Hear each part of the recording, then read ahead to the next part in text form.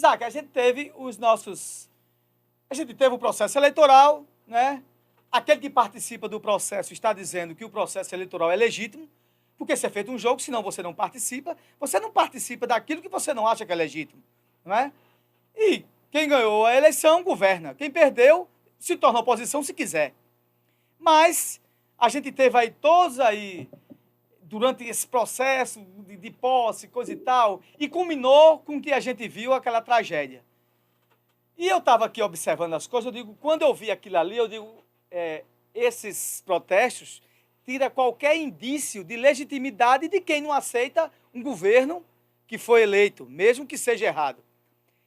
E aqueles processos de atrocidades, de vandalismo, de quebra-quebra, no meu entendimento, só fortaleceu o governo atual, e mais nada. E fortaleceu ainda por demasia, e aí eu entendo, e a pergunta para você é essa. No meu entendimento, a nossa democracia está muito mais forte, porque ela entrou numa prova de fogo. A gente tem que ser muito verdadeiro. E ela sobreviveu. E isso mostra também a quem está no poder que não pode sair da linha constitucional, porque senão vai perder também.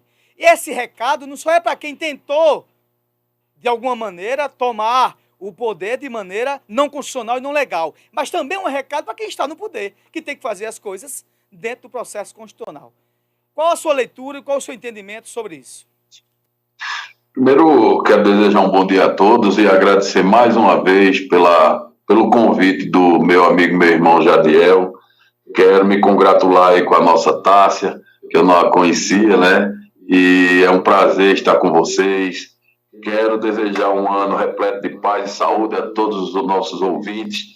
Quero parabenizar aí 3 municípios, Inajaceria e São Lourenço da Mata, que fizeram aniversário dia 6 e dia 10 de janeiro, respectivamente. Quero parabenizar toda a população desses municípios importantes do nosso estado de Pernambuco. E, amigo, veja bem, a leitura que você faz, ela é pertinente, tá? Mas eu enxergo, eu queria voltar um pouco atrás, alguns anos atrás. Essa trajetória nossa aqui em Brasília, ela faz com que você veja participe e veja muitas situações que acontecem durante os mandatos do nosso processo democrático, né?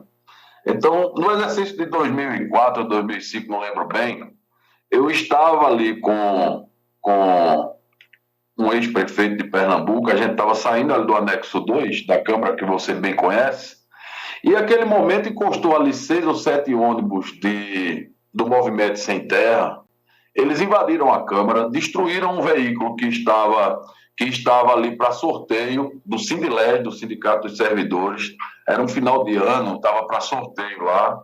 Eles invadiram, quebraram a Câmara por completo, tá?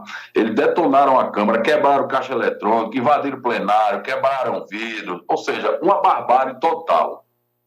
Naquele momento, a Polícia Militar entrou em ação, prendeu todos aqueles vândalos, na verdade são vândalos, né?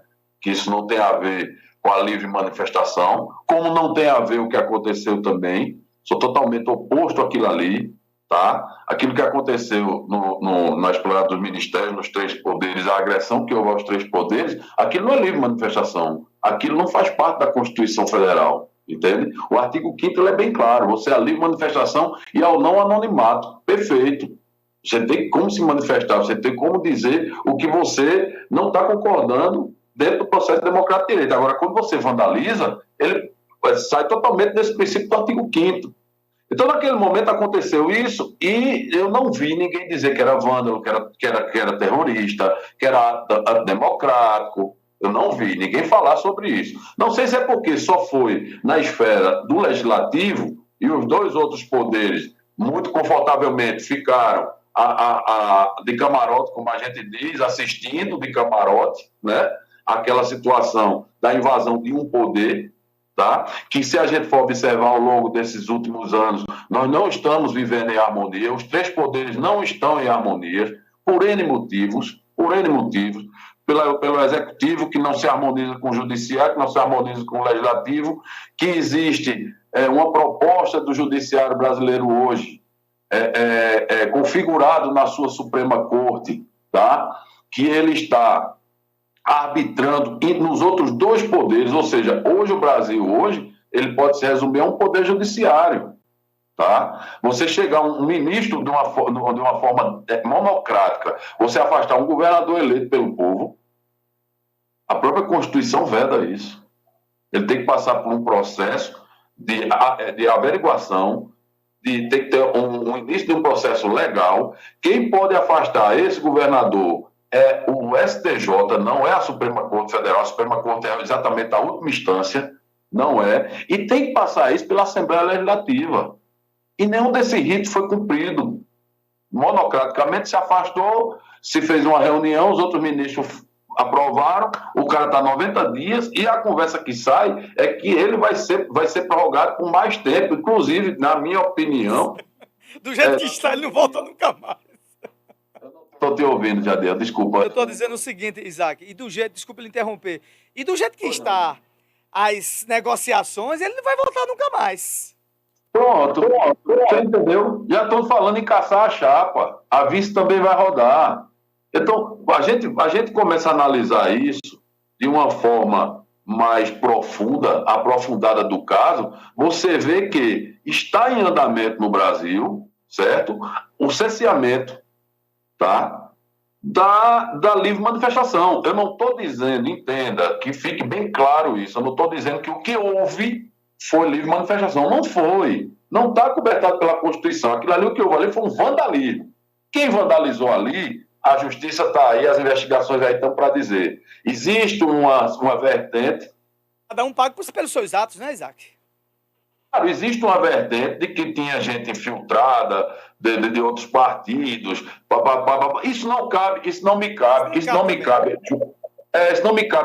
julgar, nem discutir, até porque isso está em fase investigatória. Quem tem que fazer isso é a Polícia Judiciária, certo? Polícia Judiciária que tem que fazer isso, eu não vou discutir isso. Agora, a questão da livre manifestação, baseado nessas atitudes arbitrárias que os ministros do tribunal, por quê? Eu falo os ministros, porque Alexandre de Moraes é um membro do tribunal. Ele dá uma decisão monocrática e depois o pleno se reúne. Quando o pleno faz com que aquela decisão dele seja sancionada, certo?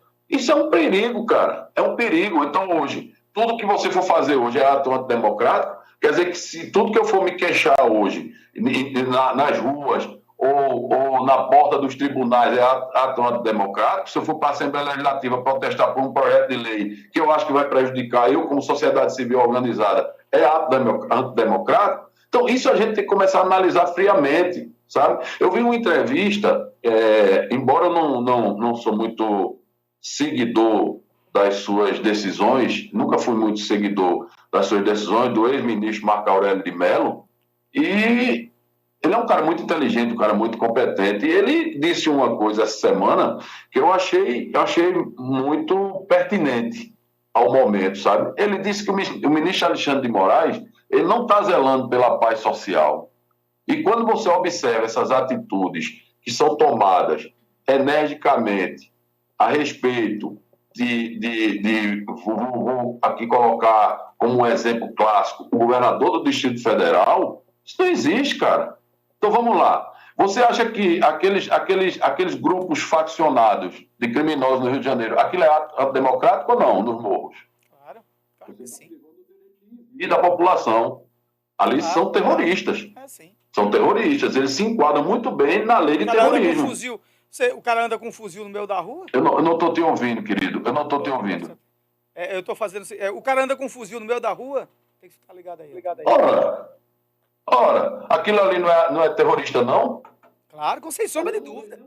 A serem presos e serem enquadrados na lei antiterrorismo. Eu não vi até agora. Tá? Aí vamos lá. A turma que invade terra, que destrói a propriedade privada, que bota para fora o dono da propriedade, produtor rural, que cria, que planta, aquelas pessoas que invadiram o laboratório da Embrapa, que destruíram centenas de milhares de plantas, de estudo científico ali para o avanço da nossa agricultura, não é terrorista? Você entende agora? É isso que a gente tem que começar a O que eu quero refletir, dizer é o sabe, seguinte, irmão? sabe, Isaac? Eu acho que o erro... O pau que dá em Chico dá em Francisco. O pau que dá em Chico dá em Francisco. Eu vejo uma ala política aí vibrando com essas punições aí, porque prendeu 1.500 pessoas num dia só e tal. Mas aí vamos aguardar os cenas dos próximos capítulos, e aí a turma deles, que a prática, quanto mais da esquerda, é a invasão de terra, a invasão da propriedade privada, você não respeitar os direitos civis, que é quando você não permite o direito de ir e vir do cidadão, uma vez que você invade a casa dele, que você invade a propriedade. Ora, eu estava olhando em Igaraçu agora, eu achei engraçado, rapaz, uma meia dúzia de pessoas intituladas índios, o nome de uma tribo que eu nem sei... Tem uma terra lá da prefeitura que não quer sair. Não, é uma tribo que foi intitulada não sei o que, um nome complexo lá, sabe? De pessoas que não sabem nem o que é ser índio. Aí bota um cara que é ligado à pastoral, ligado à CNBB, chega lá e diz, não, a gente invadiu porque a gente descobriu pelos astros, pelo não sei onde, porque... Sonharam! Eles sonharam e descobriram que ali era deles, e é assim agora. Eles, uma energia. A mulher um agente de saúde, é a cacique. A cacique é um agente de saúde. E ela disse muito claro ontem na TV, não, a gente aqui descobriu essa terra porque foi uma energia dos nossos antepassados. Eu digo, foi nada. O pajé que descobriu, o pajé. É o terreno para construir uma escola. Aí sabe o que é que o cara alegou? O cara da pastoral? Ele disse, não, a prefeitura não vai tirar, não. Não é assim, não, a integração de posse, não. Agora tem que criar um conselho. E o conselho tem que ser criado segundo a lei, e é verdade. Ele não está dizendo mentira, não. É verdade. Isso foi uma aberração criada lá no Supremo Tribunal Federal, entendeu? Que agora tem que existir um conselho para que o juiz avalie se vai dar reintegração de posse a partir do momento do resultado do conselho. Então, bicho, a gente está vivendo uma coisa tão louca, tão absurda, certo? Que uma hora esse caldeirão vai explodir. A sociedade brasileira é um povo ordeiro, é um povo pacífico, sabe? Dentro da sua essência é um povo pacífico, tá? Mas uma hora esse caldeirão vai explodir, isso não é bom para ninguém. Isso não é bom para quem é governo, para quem não é governo, para mim, para você, para nossos filhos, nossos netos. Não é bom. Não é bom. Acho que a gente tem que caminhar. Eu vejo aí os partidos políticos, os políticos, o novo Congresso que está se formando agora a partir de 1º de fevereiro, que eles têm que fazer uma oposição inteligente dentro da legislação, da legislação, certo? Dentro da legislação, certo? Uma legislatura propositiva para que a gente consiga pacificar. E, em contramão disso, eu preciso que eu, como cidadão, que o Supremo Tribunal Federal ele comece a mudar as arbitrariedades que ele comete. Como vai mudar essas arbitrariedades? Não sei. Não sei se convoca uma nova carta constituinte. Não sei. Não sei. Aquele que PEC não vai resolver essa altura do campeonato. A forma que é conduzido os ministros, nós já falamos isso aqui, inclusive foi uma pauta nossa, isso aí. A forma que são conduzidos os ministros ao Supremo Tribunal Federal, na minha opinião, ela é errônea.